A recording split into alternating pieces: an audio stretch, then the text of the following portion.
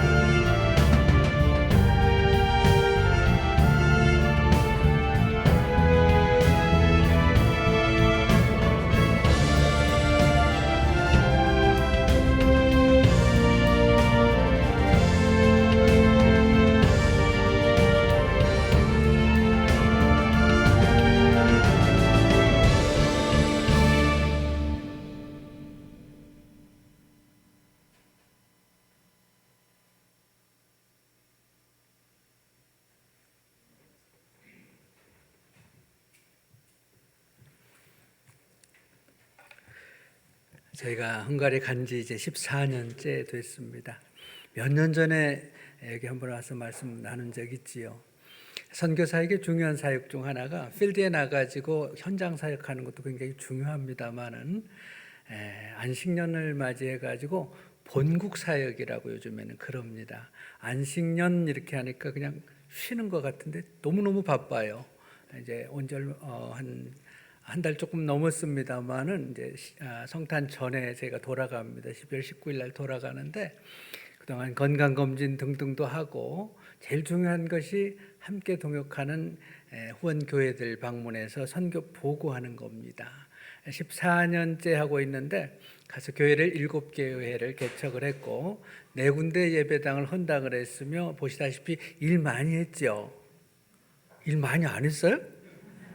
했슈 안 했슈? 박수도 아니야.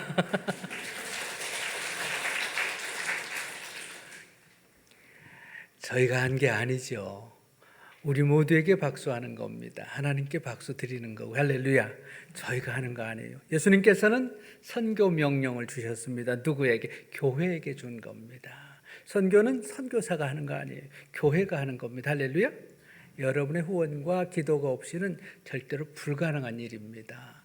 13년 동안 열심히 했습니다. 아까 목사님 잠깐 말씀하셨습니다만 목사님과 함께 침례신학대학 신학대학원 3년 동안 함께 공부했습니다. 형님 같으시고 늘 조용하시면서 풍기는 데서 인격과 영성에서 영향을 많이 받았습니다.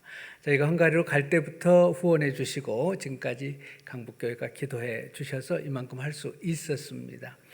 저는 1990년도에 유학차 미국에 갔다가 아까 산호세라고 말씀하셨는데 실리콘밸리 그럼 더 잘 아시죠? 거기 교회를 개척을 해가지고 15년을 사역을 했습니다. 실리콘밸리 한 중심에 애플 캠퍼스하고 우리 교회가 한 몇 블락 안 떨어져 있어요. 드라이브에서 가면은 5분도 안 걸립니다. 저희 딸의 중학교가 애플 캠퍼스 본사, 애플 본사하고 중학교 정문하고 붙어 있을 정도로 실리콘밸리 한 중심에서 15년 목회를 했고 거기에 교회를 잘 헌당을 했습니다. 교회가 많이 부흥한 그런 상태였어요. 왜냐하면은 교회를 개척하고 1년 조금 더 있다가 큰 교통사고를 당했어요. 몇 년 전에 왔을 때도 짧게 간증했습니다만은 또 처음으로 저를 제가 뵙는 분들이 계시는 것 같아서 말씀을 또 잠깐 드립니다. 교회를 개척은 했고 1년 있다가 큰 교통사고를 당해서 밸리 메디컬 센터 중환자실에서 깨니까 온몸이 다 망가졌어요. 죽었다가 살아났습니다. 거기다 왼쪽 다리는 무릎이 절단돼 있었어요. 무릎 위가. 지금 제가 조금 불편하게 걷는 이유는 의족을 하고 있어서 그럽니다. 중환자실에서 하나님께서 큰 은혜를 제게 부어주셨습니다. 그러면서 살아있음이 너무너무 감사했습니다. 그때 하나님께 앞으로 교회가 잘 성장하고 우리 아이들이 잘 자라서 떼어놓고 갈 정도가 되면은 더 어려운 지역 가서 남은 생애를 드렸으면 좋겠습니다 라고 소원한 게 아니라 소원을 했습니다. 우리의 소원을 들으신 하나님 할렐루야. 다행히 아이들도 잘 자라고 교회도 잘 성장해서 2006년도에 교회를 이제 헌당을 해서 잘 만들어 놓고 교인도 많이 부흥했습니다. 그런 상황에서 이제 아이들도 떼어놓고 갈 정도가 돼서 2008년도 말까지 이제는 떠날 때가 됐구나. 그때 이제 산호제에서 세계 선교 대회가 있었습니다. 지역 교회 협의회 임원으로서 저도 그 선교 대회를 호스트하면서 선교사님을 통해서 큰 은혜를 받았고 마침 그때에 크리스천 타임즈라고 하는 그 기독교 신문을 통해서 헝가리 집시에 대해서 알게 됐습니다. 집시가 어떤 상태에 있고 그들이 유럽에 있지만 미전도 종족인 것 아까 보셨죠? 미전도 종족은 선교학에서 하나의 종족, 하나의 민족의 복음화율이 2%가 안 되는 종족을 갖다가 미전도 종족이라 그래요. 왜 미전도 종족이 중요하냐면 선교에는 단위가 있습니다. 단위. 거리의 단위가 킬로미터나 미터나 센티미터나 마일리지죠. 무게의 단위는 킬로그램이나 파운드죠. 이런 것처럼 시간의 단위는 분초, 시간의 단위가 있잖아요. 단위가 왜 필요해요? 서울에서 여기까지 한 2시간 반 이렇게 걸리더라고요. 2시간 조금 넘게. 그래서 한 2시간 오면 이제 30분 남았구나 알잖아요. 단위는 그래서 측정하는 것이 굉장히 중요하기 때문에 단위가 필요하잖아요. 선교에도 단위가 있습니다. 1974년도에 스위스 로잔에서 열린 세계 대회에서 단위를 재정의를 했습니다. 그 이전까지만 해도 선교의 단위를 나라와 백성으로 했어요. 그래서 어느 나라가 어느 국민이 2% 언더가 되면은 미전도 나라다 그렇게 했는데 나라로 놓고 보니까 중국이나 미국이나 한국도 요즘에 외국 분들 많이 살잖아요. 그래서 미국이나 이렇게 다민족 사회를 보니까 그게 안 되겠다 이거예요. 특히 아마존 같은 데는 뭐 종족이 여러 종족입니다.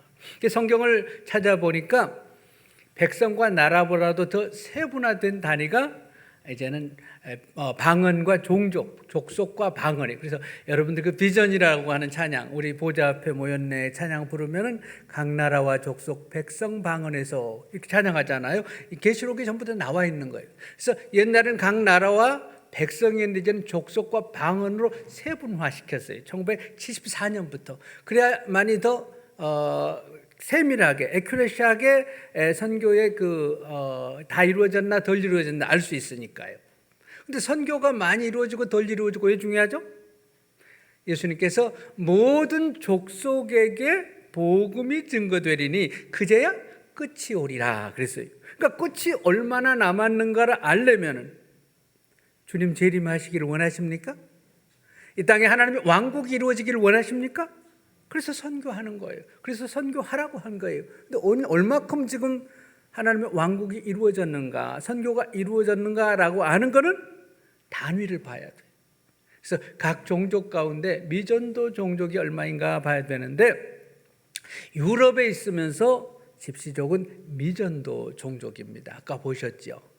헝가리만 해도 유럽 전체가 그렇습니다만, 유럽 가보신 분들 아시겠습니다만, 각 마을마다 가면 최소 아무리 적은 마을도 교회가 다 있어요. 개혁교회 아니면 천주교회, 정교회 다 있습니다. 큰 마을은 몇 개씩 있어요. 그럼에도 불구하고 집시족은 교회나 성당에 갈 수가 없어요.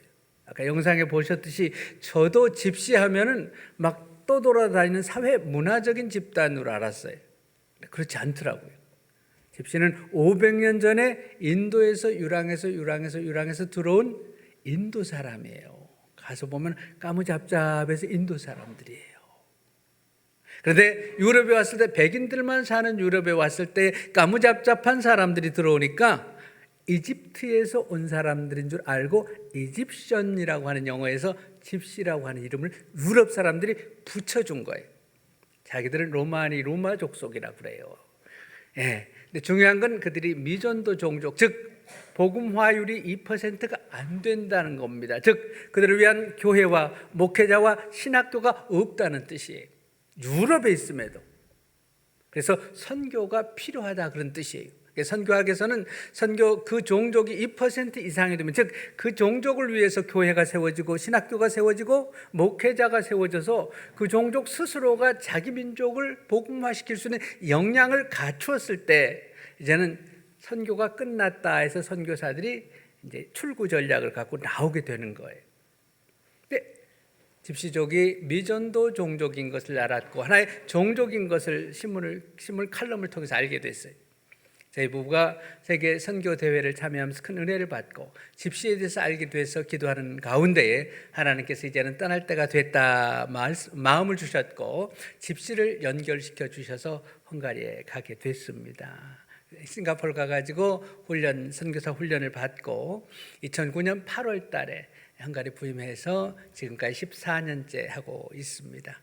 보셨듯이 사역 열심히 하고 있습니다. 이번에 이제 또 들어가면 내년에 8번째 교회를 개척을 하려고 그럽니다. 헝가리가 공산국가였지요. 동유럽에 가면 많습니다. 예. 그래서 공산 정권 때 집시들을 못 돌아다니게 하기 위해서 그 나라 말로는 콜로니알이라고 그럽니다만, 우리말로 하면 어떤 구역, 디스트릭, 또 옛날에 2차 대전 때는 뭐라 그랬습니까? 게토라고 그랬죠. 유대인 구역 하듯이 집시들만 모아놓고 거기서 살게 했어요.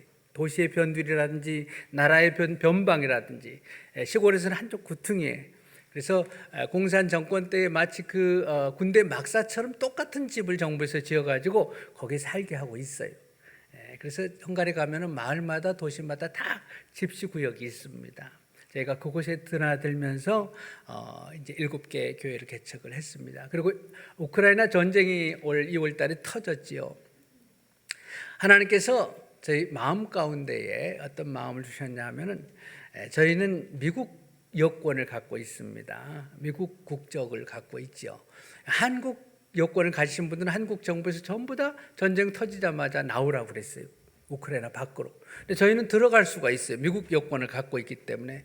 그럴 때 저희 마음 가운데 밖에서 보고만 있어서는 안 되겠다는 생각이 들었습니다. 왜냐하면 정광섭 선교사님 부부가 제 친구인데 우크라이나에서 30년을 사역을 했거든요. 그분들 역시도 전쟁 터지자마자 교인들을 데리고 헝가리 쪽으로 피난을 나오게 됐습니다.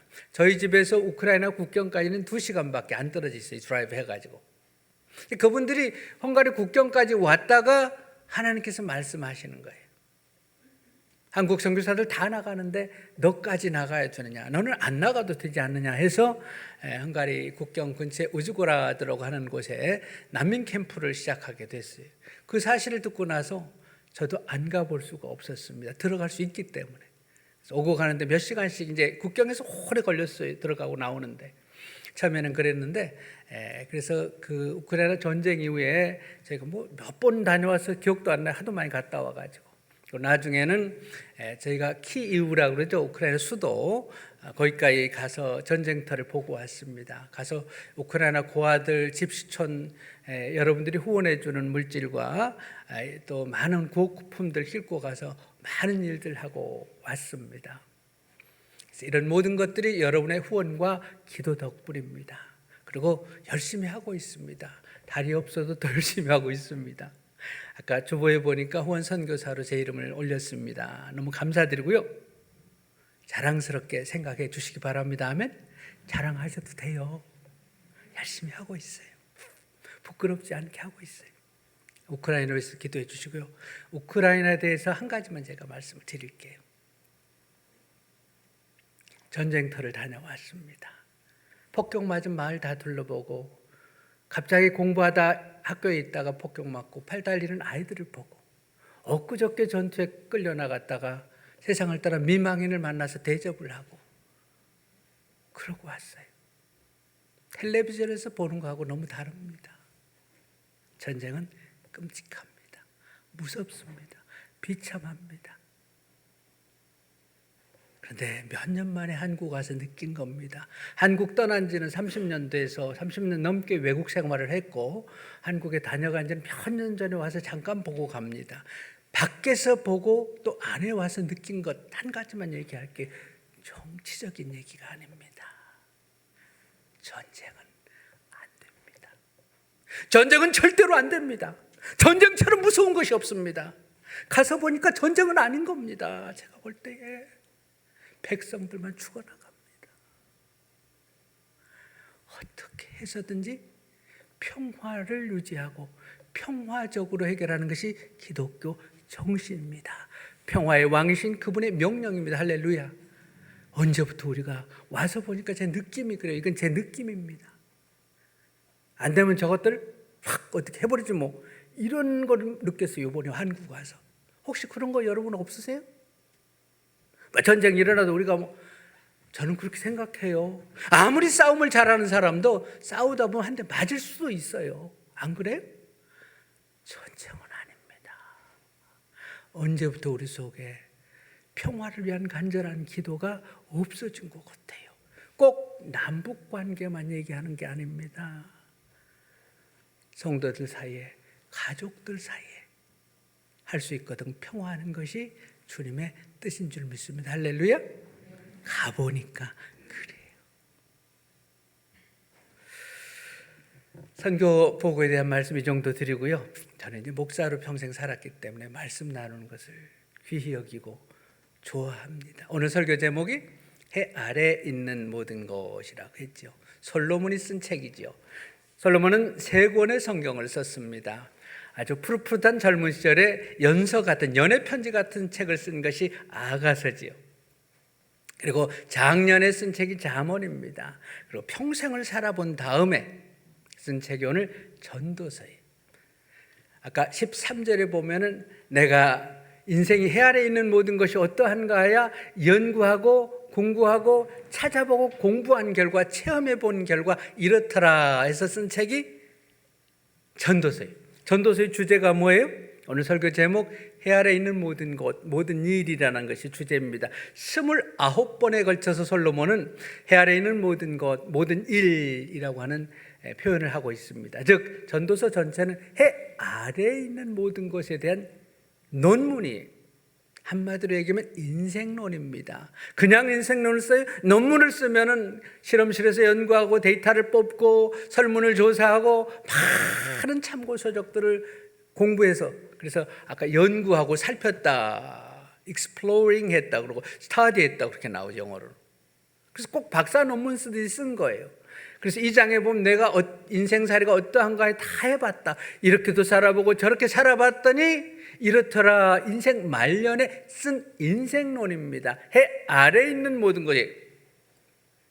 그래서 인생에 대해서 정말 논리적으로 잘 써놓은 책이 전도서입니다.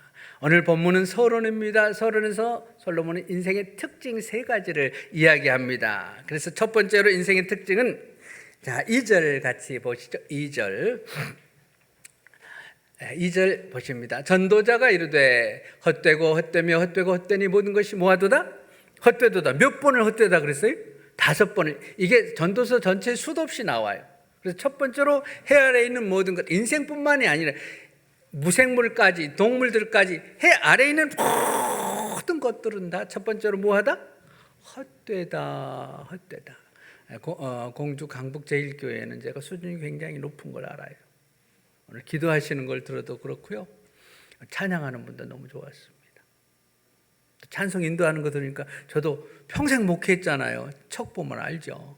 수준이 높으시니까 이렇게 할게요. 제가 또 미국에서 왔으니까 이해도 해주시기 바랍니다. 영어 성경은 헛되다라는 표현을 meaningless라고 표현을 해요.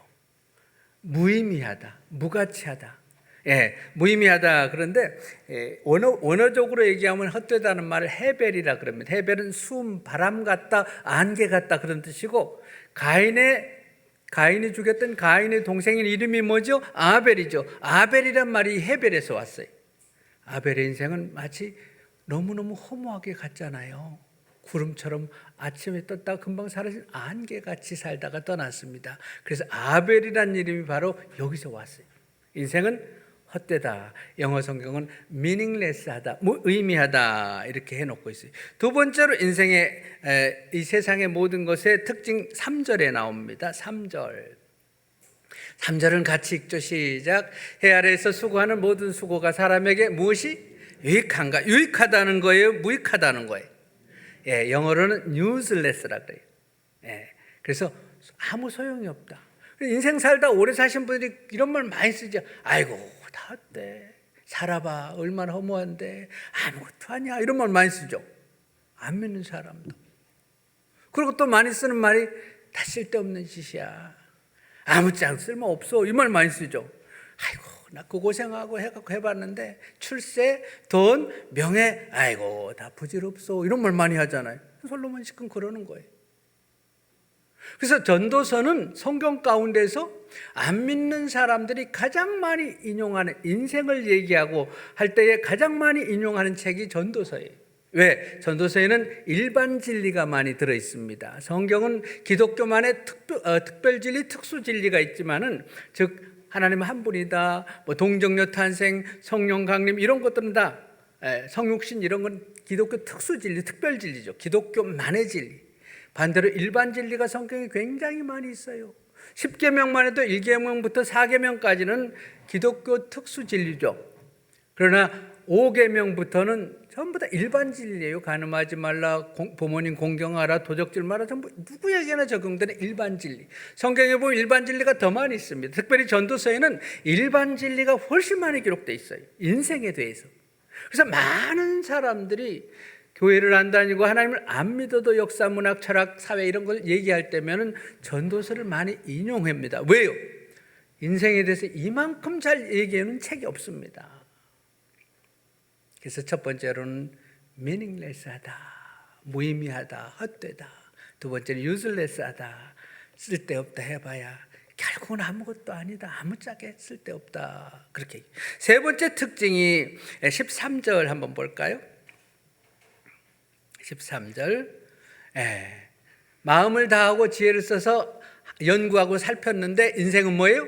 인생은 괴로운 것이니 하나님 인생들에게 주사 수고하게 하신 것이라. 그럼에도 불구하고 meaningless하고 useless한데도 불구하고 쉼이 없어요. 쉼이. 수고하지 않을 수가 없어요. 쉼 없이 뭔가를 해야 돼요. 그런데 안 할 수 있어요? 뭔가를 해야 되죠. 8절에 보면 만물의 피곤함을 사람이 말로 할 수 없나니 해서 피곤하지만 끊임없이 해야 돼요. 영어로는 restless라 그럽니다. 쉼이 없다. 근데 전도서 전체에 여러 번 나와요. meaningless, useless, restless가 전도서 전체에 수없이 나오고, 그래서 전도서를 볼 때마다 인생을 조금 알고 보면은 다 고개가 끄덕거려 집니다. 그럼 논문입니다. 논문. 그래서 서론에서 인생 헤아려 있는 모든 것들, 이런 세 가지의 특징이 있는데 금방 어떤 질문이 나옵니까? 논리적으로 이제 그럼 왜 그러지? 왜 그래? 그러니까 평생 시골에서 올라와서 고생을 하고 일을 했는데 왜 내 인생이 이렇게 허무한가? 왜 아무짝도 쓸모없는 것이 되었는가? 그러면서 나는 아무도 쉬지도 못하고 내일 아침에 또 나가서 출근을 해야 되고 내일 또 가서 가게 문을 열어야 되고 또 아침에 일어나서 애들 도시락을 싸야 되고 왜 인생은 이렇게 살아야 될까? 왜가 나오죠. 이 왜 답이 여기 나오면서 인생에 대해서 굉장히 중요한 것들을 가르쳐요. 자, 왜 인생이 그럽니까? 자, 4절, 5절, 6절 첫 번째 네 가지 이유를 얘기하는데요. 4절, 5절, 6절 아주 재밌습니다. 한 세대는 가고 한 세대는 오되 땅은 영원히 있도다. 5절 같이 읽죠. 시작. 해는 뜨고 해는 지되 그 떴던 곳으로 빨리 돌아가고 바람은 남으로 불다가 북으로 돌아가며 이리 돌며 저리 돌아 바람은 불던 곳으로 돌아가고. 첫 번째가 뭐예요? 해 아래 있는 모든 것은 돌고 돌고 돈다. 돌고 도는 물레방아 인생. 그래서 노래가 나오고 아이고 어떻게 살아요? 뭐 어떻게 살아? 다람쥐 쳇바퀴지 뭐 이러잖아요. 올라간 줄 알았는데 결국 다 내려오더라고요. 즉 원점이라 이 말이 결국은 빈손으로 왔다가 빈손으로 가고 일반 진리라 가사에 다 등장하는 거예요. 그리고 그걸 공감하니까 유행가가 되는 거예요. 돌고 아이고 정신없어 하루 종일 뺑뺑이 돌았네 이래요. 저도 미국 가지고 세탁소 배달을 했거든요. 아침에 출근해가지고서는 세탁소에서 세탁물 찾아가지고 세크라멘토 사노지 그쪽 지역에 뺑 돌아서 세탁소마다 배달 딜리버리 해주고 또 받아갖고 저녁 때 돌아왔다가 집으로 돌아와요. 그쵸? 우리말 재밌어요. 돌고 돈다. 돌아요 안 돌아요? 지금 가만히 있는 것 같지만 지구가 얼마나 빨리 도는 거 아시죠? 무서운 속도로 돕니다. 지금 몰라서 그렇지. 그 높은 정상 에베레스트 산까지 올라갔다 다 내려오더라고요. 진급하고 승진하고 올라가서 탑까지 갔다 다 내려와서 파고다 공원 가니까 계시더라고요. 네, 2등병으로 방위로 제대한 사람이나 별 4개로 제대한 사람이나 전역한 사람이나 파고다 공원 가니까 다 똑같이 앉아 계시더라고. 하나도 다를 거 없어. 병장으로 제대한 분이 장군으로 제대한 분한테 참 대단하지. 그럼 뭐라 그래? 장군으로 제대한 분이 아이고 다 포질 없어요. 똑같아 인생. 이러죠. 다 내려오더라니까요. 원점으로 와요. 그래서 돌고 살다가 쉼없이 살다가 마지막 우리말 재밌죠? 세상 떠났다를 뭐라고 그럽니까? 돌아가셨다고 그러대. 참 재밌어요.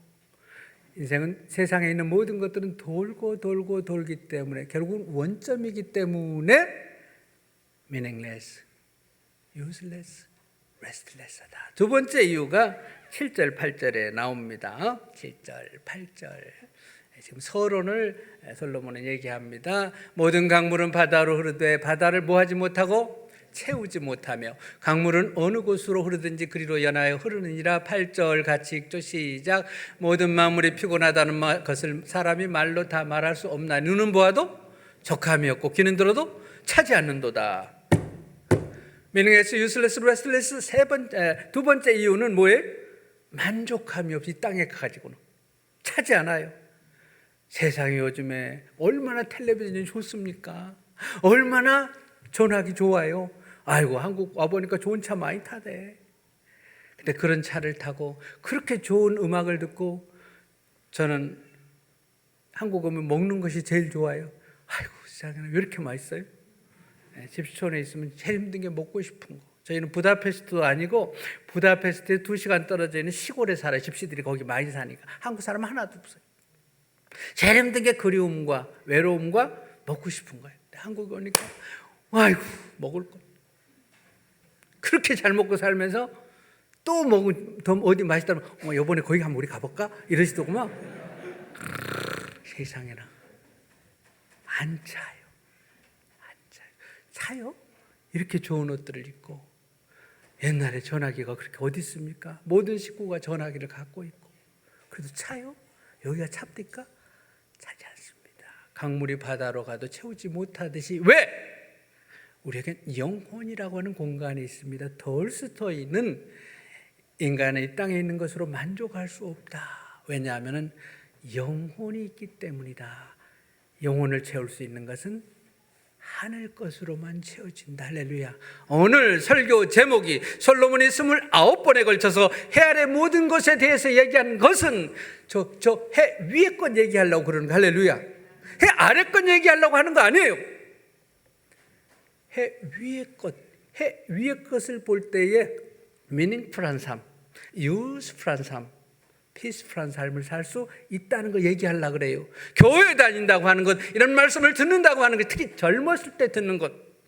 솔로몬은 아직 젊었을 때에 이걸 알라 해서 젊은이들에게 쓴 거예요. 할렐루야. 그래서 교회 다니면 인생관이 바뀌게 됩니다. 이 땅의 것으로는 채울 수가 없습니다. 사람을 보고 세상을 볼 때 만족함이 없었네. 찬양 많이 했잖아요. 만족 못해요. 다 가져도 만족 못해요. 세 번째 이유가 9절 10절에 나옵니다. 이미 있던 것이 후에 다시 있겠고 이미 한 일을 후에 다시 할지라. 해 아래는 뭐가 없나니 새 것이 없나니. 10절 같이 읽죠. 시작. 무엇을 가리켜 이르기를 보라 이것이 새 것이라 할 것이 있으랴. 우리가 있기 오래전 세대들에도 이미 있었느니라. 세 번째 이유가 뭐예요? 새 것이. 해 아래는 새 것이 없어요. 해 아래 새 것이 없나니 찬양하잖아요. 미국에서는 9월 달 되면은 새로운 그 핸드폰, 스마트폰이 이제 발매가 되지요. 우리 애들도 다 커가지고 샌프란시스코 지역에서 지금 직장 생활하는데 가면 꼭 시계하고 전화기를 바꿔줘요.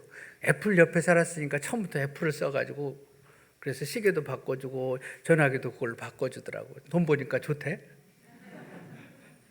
근데 한국도 마찬가지죠. 신상 그러잖아요. 근데 애플 스토어 가가지고 애플 아이폰을 사가지고 사인하고 들고 나오면은 브랜뉴에서 뭐가 돼요? used one. 금방 갖다 팔라 그러면 중고로 팔아야 돼요. 아, 그래요? 안 그래요? 새 것이? 새신랑 여기 앉아 계셨네. 옛날에 새신랑이네. 새신랑 새신부 해봐요? 금방 몇 년 지나가지고 애기 안고 나가면 새신부라 그래요? 엊그저께 새해였는데 연말이잖아요. 새게 어디 있어요? 없이요. 그래서 새 것이 없기 때문에 미닝풀하지가 않아요. 미닝레스가 돼버려요. 새 거라고 생각했는데 아니니까. 다 낡아지니까. 다 늙어가니까. 마지막으로 네 번째 이유가 11절 나옵니다. 11절. 자, 같이 한번 읽죠. 11절 시작. 이전 세대들이 기억됨이 없으니 장래 세대도 그 후 세대들과 함께 기억됨이 없으리라. 네 번째 이유가 뭐예요? 기억됨이 없어요. 아무리 대단한 사람도 오랜 세월이 가면은 기억해 주지 않아요. 저도 목회를 오래 했으니까 많이 들었습니다. 특히 이제 갱년기 되신 분들 얘기를 많이 해요. 아휴, 미국 가가지고 새벽부터 나가서 가게에서 일하고 세탁소에 가면서 애들 키웠더니 미장원에 가면서 애들 키웠더니 아무도 이놈 새끼들 몰라준다고 그래요. 알아줍니까? 자식들이? 남편이 알아줘요? 아이고 알아주긴 그 인간이 뭘 알아요 나를 이러더구만.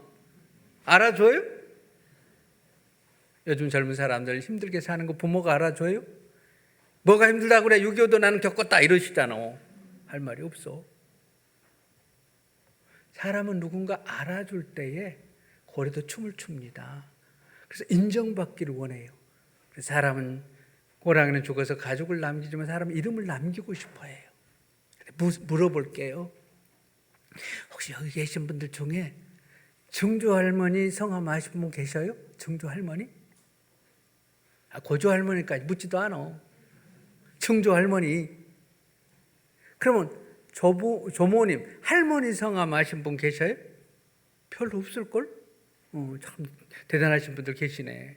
왜 제가 이걸 묻느냐 하면은 거꾸로 기대도 그러니까 하지 말자니까 기억 안 해준다니까요. 우리 증손주가 내 이름 알아줄 것 같아요? 기억해 줄 것 같아요? 5대 10대 후손들이나 이름 기억해 줄까요? 솔직히 말해서 기억해 주면 못해요. 기억해 준들 뭐하냐고. 그럼 미닝풀해져요? 아니더라고. 사람들은 기억해 주기를 원해서 비석을 세웁니다. 비석에다 공적을 기록하잖아요. 2000년대에 고고학 클래스 조인을 해가지고 이집트하고 성지를 간 적이 있어요. 이집트 박물관을 방문했습니다. 세계적으로 유명한 분이 거기 누워 계시더라고. 자기를 자기 이름을 기억해달라고, 자기 공적을 기억해달라고 수많은 비석을 세웠던 사람이. 그래서 그분이 세웠던 비석들이 프랑스 가니까는 파리 광장에도 있고, 워싱턴 가면 백악관 앞에도 있죠. 오벨리스크가. 큰 첨탑. 누구예요? 람세스 2세. 이집트 가면 수두룩했습니다. 그분이 유적지에 보면 수도 없이 기록해놨어. 이름과 자기 공적을. 근데 그분이 이집트 박물관에 갔더니 거기 누워 계시더라고. 어떻게 하고 있는지 보여드려요? 이렇게. 뭘 얘기하는 겁니까? 제가 지금 미이라가 돼가지고 천조가리 하나 여기 가리고 그렇게 해서 기억을 해주면 뭐하냐고요. meaningless, useless, restless야. 그분은 죽어서도 못 쉬고 남들 와서 맨날 구경거리가 돼갖고 있더라니까. 이 땅의 것은 다 그럽니다. 대단한 삶을 살아도. 2009년도 초에 2008년도 말까지 사역을 마치고 2009년도 초에 싱가포르 가서 선교사 훈련을 마치고 돌아왔습니다. 실리콘밸리 산호제의 어떤 한국 식당에서 식사를 하고 있어요. 점심 식사를. 근데 한국 방송이 나오다 갑자기 긴급 속보 브레이킹 뉴스가 나와요. 깜짝 놀라서 밥 먹다가 너무너무 놀랐습니다. 노무현 대통령이 서거했다는 긴급 뉴스가 나왔습니다. 충격했어요. 바로 얼마 전에 우리나라 최고의 부자인 현대그룹 정몽원 회장이 사무실에서 세상을 떠났다고 나왔었어요.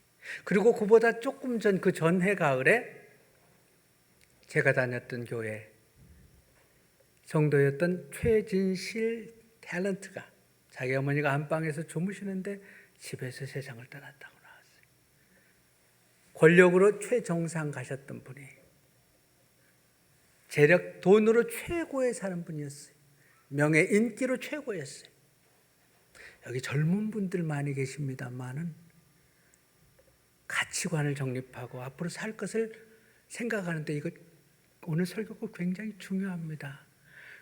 미닝레스에 올라가봤자 결국 다 내려오더라니까요.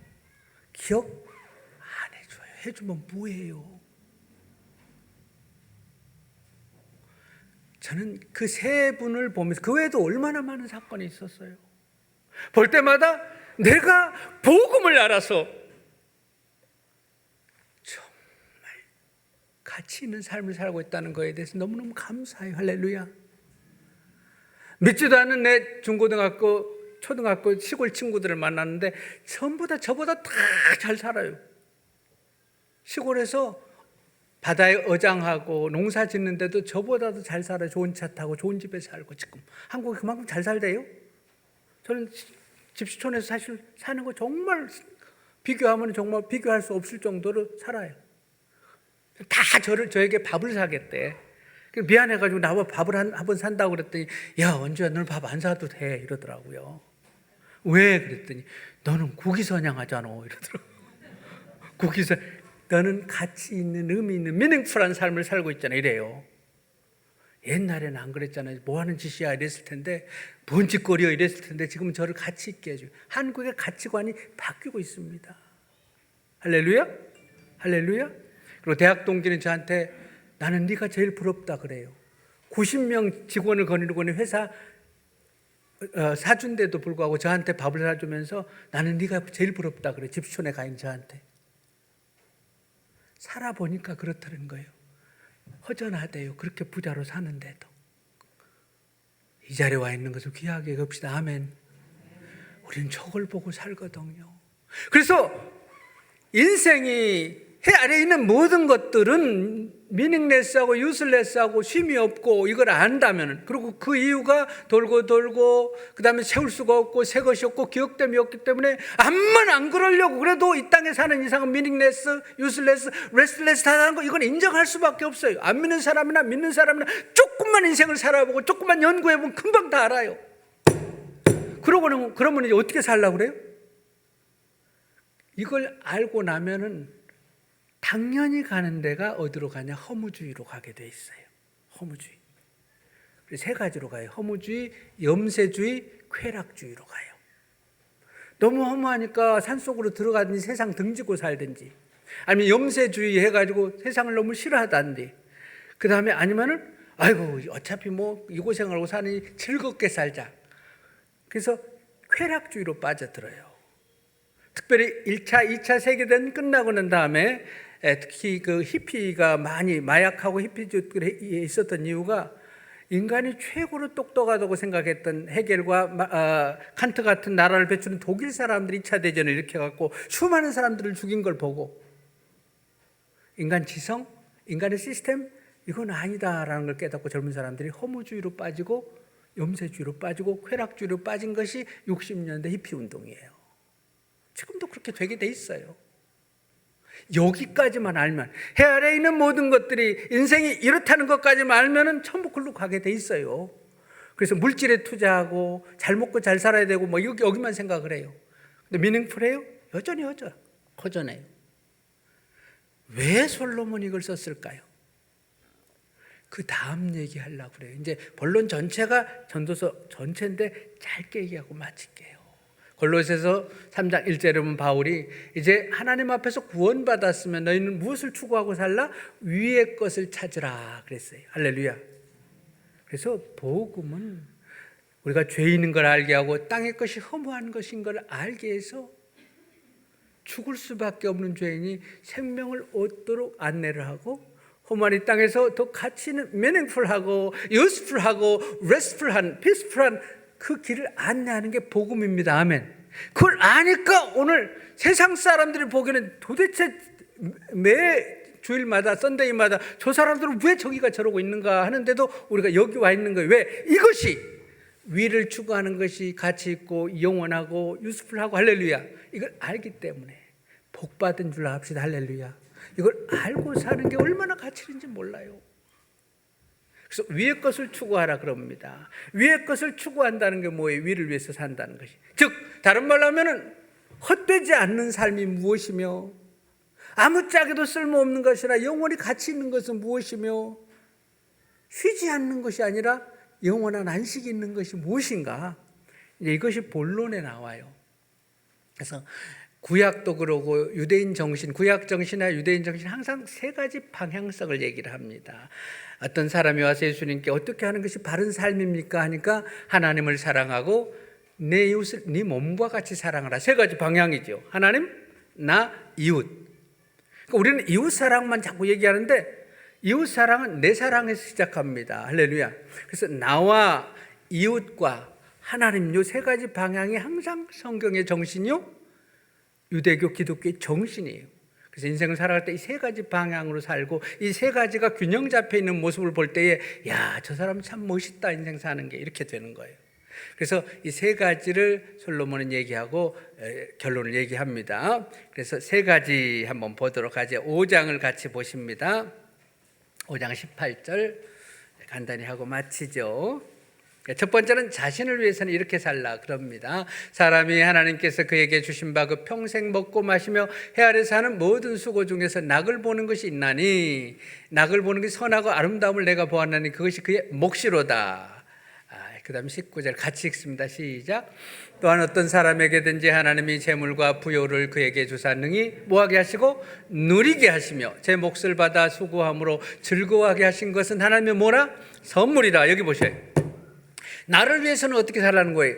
따라하세요. 누리고 살자. 누리고 살자. 나를 위해서 누리고 사는 거 죄 아니에요. 성경의 정신이에요. 그래서 먼저 솔로몬은 나를 얘기를 먼저 합니다. 그래서 자기를 사랑하는 것이 없는 사람은 남도 제대로 사랑을 못해요. 자기는 죄가 아닙니다. 자기 중심적인 거, 이기심, 이건 죄일 수 있어요. 그러나 자기를 사랑하는 것은 죄가 아니에요. 내가 나를 사랑하지 않는데 누가 나를 사랑해요? 맨날 내가 나를 구박하고 나를 미워하고 정말 하찮게 여기는데 누가 나를 귀히 여겨요? 그래서 내게 주신 선물, 내게 주신 부, 명예, 권세, 탤런트, 이런 것들은 가족, 친구, 인간관계 누리자 하면 죄 아니에요. 그래서 그 분복 안에서 이걸 하나님의 선물이라 그랬습니다. 할렐루야. 선물은 누리는 거예요. 어떤 사람이 내가 선물을 줬는데 그 옷을 줬더니 누리지도 않고 입지도 않고 그냥 안에다 다 걸어놔. 기분 좋아요? 근데 맨날 떨어질까지 잘 입으면서 아이고 이 선물 줘서 너무 고마워요. 그럼 기분 좋잖아요. 하나님이 주신 선물도 마찬가지예요. 자, 9장 한번 잠깐 보죠. 9장 7절. 어떻게 누려요? 너는 가서 기쁨으로 내 음식 먹고, 그래서 분복 안에서, 분수 안에서 좋은 음식 사 먹을 수 있고 할 수 있으면 맛있는 음식 먹고 즐거운 마음으로 포도주를 마시는 거 한국 기독교는 아니죠. 이는 하나님이 네가 하는 일을 벌써 받았다. 8절. 내 의복을 항상 입게 하며, 좋은 옷 입는 것, 분수 안에서 내가 좋은 옷을 입는 것도 죄가 아니에요. 나를 위해서 투자하는 거. 머리에 향기름 바르고 좋은 미장원 돈 있으면 가셔요. 그래 세상 돌아가죠. 향기름을 그치게 아니할지니라. 할렐루야. 자기가 누리는 거예요. 송기론 목사님이라고 제가 그 가정교회 세미나 여러 번 갔었는데 이분은요 자기가 자기에게 보상을 합니다. 항상 큰 일 하고 나면. 그래서 자기가 자기를 대접해요. 그래서 자기가 좋은 식당에다 예약을 해. 자기 한 사람을 위해서. 그래서 이제 그 집회 끝나고 뭐 고생 큰 일 하고 나면 야 기로나 가자고 자기가 자기를 데리고 간대요. 그래서 자기가 가서 혼자 가서 제일 좋은 거 시켜. 야 기로나 잘 먹어 이래갖고. 여러분 한번 해보세요. 기분이 어떤가? 이분은 산악자전거를 좋아하는데요. 그런 그 큰일 하고 난 다음에 자기가 자기한테 선물을 한대. 좋은 선물 옷도 사주고. 그래서 야 기로나 옷 한 벌 사줄게 가자 이런데. 저 목회하는 어떤 분들이 목사님 세상에 내가 평생 저 새끼들 키워놓고 그런데 엄마 생일인데 선물도 하나도 안 해요. 또 남편은 결혼기념일인데 까맣게 저를 잊고 있어 이러셔. 그럴 때는 어떻게 하라고요?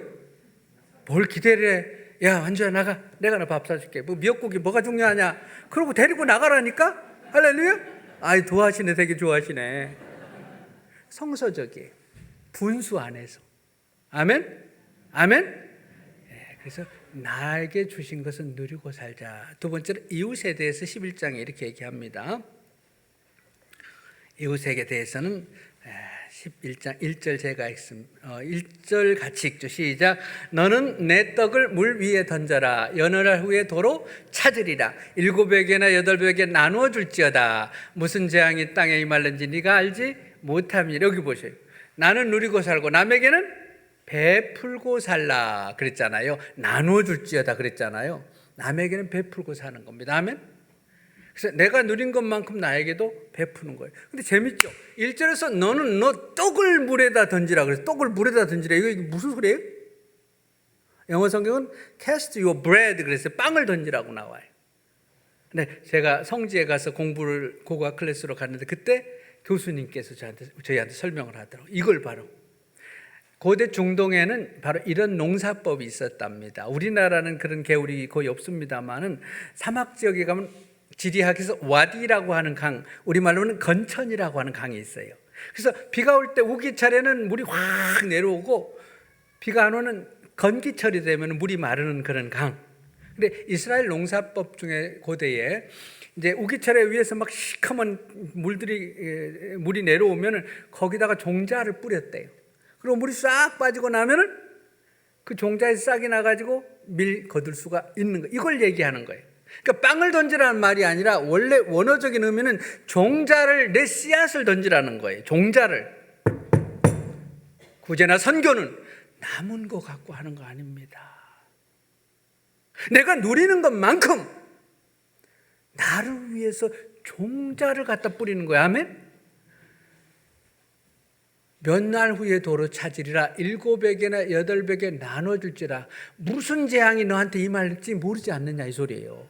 구제는 하나님께 맡긴 겁니다. 하나님께 빌려드리는 거예요. 그래서 하나님께 꼬이는 것이다 라고 그렇게 나오죠. 잠언 19장 17절 보면은 가난한 자를 불쌍히 여기는 것은 여호와께 꼬이는 것이니 그 선행을 갚아주려. 하나님께 빌려드리는 거란 말이에요. 선행은. 할렐루야.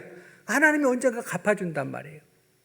보험들 드시죠. 보험을 어느 민족이 만든 줄 아세요? 유대인들이 만들었어요. 하도 문제가 힘든 민족으로 막 여기저기 끌려다니고 박해를 당하니까. 보험은 누구를 위해서 드는 거죠? 예? 보험은 왜 들어요? 바로 무슨 재앙이 땅에 임할는지 모르니까 만든 거 유대인들이. 근데 우리는 보험 들면 보험을 내가 찾았을 걸로 생각을 해요. 언젠가 그러더라고. 어떤 분이 아이고 목사님 나는 보험 많이 들었는데 하나도 혜택을 못 봤어요 이러더라고. 그래서 무슨 보험인데? 그러니까 무슨 보험이 암보험이지. 음매? 혹시 여기 암보험 혜택 받고 싶으신 분 계셔요? 암 안 걸리는 게 혜택이잖아요. 할렐루야. 보험은 남을 위해서 드는 거예요. 아멘? 그게 상호 부조의 보험 정신이. 그래서 보험 혜택 못 받았다고 자동차 보험들은 아무도 혜택 못 받으면 무사고잖아. 얼마나 좋아. 구제 정신입니다. 성경에서 나온 거예요. 선교, 구제, 하나님께 드리는 겁니다. 아멘. 나도 언제 그런 일 당할 수 있어 하는 거예요. 그래서 가능하면 많이 베풀고 사시길 바랍니다. 종자를 갖고 베푸시기 바랍니다. 하나님이 감동할 때면 기꺼이 드리면 소자의 물 한 그릇도 기억하시고 보시고 갚으시는 그분이 그 하찮은 것 때문에 갚아주십니다. 자손 만대 천대까지 갚아주십니다. 아멘. 굉장한 투자잖아요. 마지막으로 하나님께는 어떻게 살으라고요? 12장 보십니다. 12장 13, 14절 같이 한번 읽죠. 시작. 이래 결국을 들었으니 하나님을 경외하고 그의 명령들을 지킬지어다. 이것이 모든 사람의 본분이니라. 하나님은 모든 행위와 모든 은밀한 일을 선악간에 심판하시리. 할렐루야.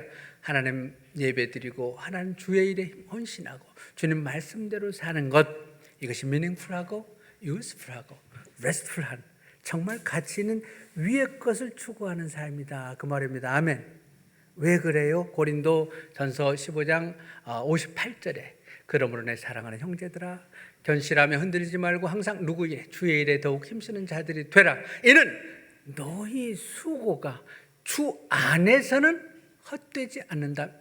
헛되지 미닝레스하지 않고 오히려 미닝풀하고 유스풀하고 페이스풀하게 된다. 주님의 이름으로 헌신하는 것, 충성하는 것, 구제하는 것. 할렐루야. 그래서 헛되지 않다. 왜 그러냐? 계시록 14장 13절 내가 들으니 하늘에서 음성이 나서 이르되 기록하라. 같이 읽죠. 시작. 지금 이후로 주 안에서 죽는 자들은 복이 있도다 하시매 성령이 이르시되 그러하다. 같이 읽죠. 시작. 그들이 수고를 그치고 쉬리니 이는 그들의 행한 일이 따름이라 하시더라. 여기 보셔요. 주 안에서 하면은 나중에 meaningful, useful, restful, 평안한 쉼이 있습니다. 아멘. 주 밖에서는 아무리 대단한 이름으로 살아도요, 나중에 여전히 그곳 가서도 쉬지 못하고 불꽃 가운데 슬피 울며 이를 갈미시라 그랬어요. 위의 것을 추구하는 삶이 얼마나 귀한지 아시겠죠? 아침 일찍 나와서 교회 예배 준비하고 찬양 헌신하고 아이들 돌보고 교회 식당 봉사하고 목장 식구들 헌신하는 것 절대로 헛되지 않습니다. 할렐루야. 할렐루야. 주님 안에서 우리가 무엇에도 가치 있습니다. 미닝풀합니다. 앞으로 예수 믿고 복음 안에 사는 것이 얼마나 가치 있음을 깨닫고 주님께 감사하면서 합시다. 그리고 내게 주신 것 선물로 생각하고 누릴 수 있는 만큼 분수껏 누리고 남을 위해서는 종자까지라도 때로는 베풀 수 있고 주님 안에서 주님께 예배하고 충성 헌신하면서 말씀대로 사는, 얼마나 멋져요. 이렇게 살면 세상 사람도 밥 산다 그러더라고요. 이렇게 살면 네가 제일 부럽다 그러더라고요. 이렇게 살면 너는 국위선양하지 않냐. 할렐루야. 기도하시겠습니다.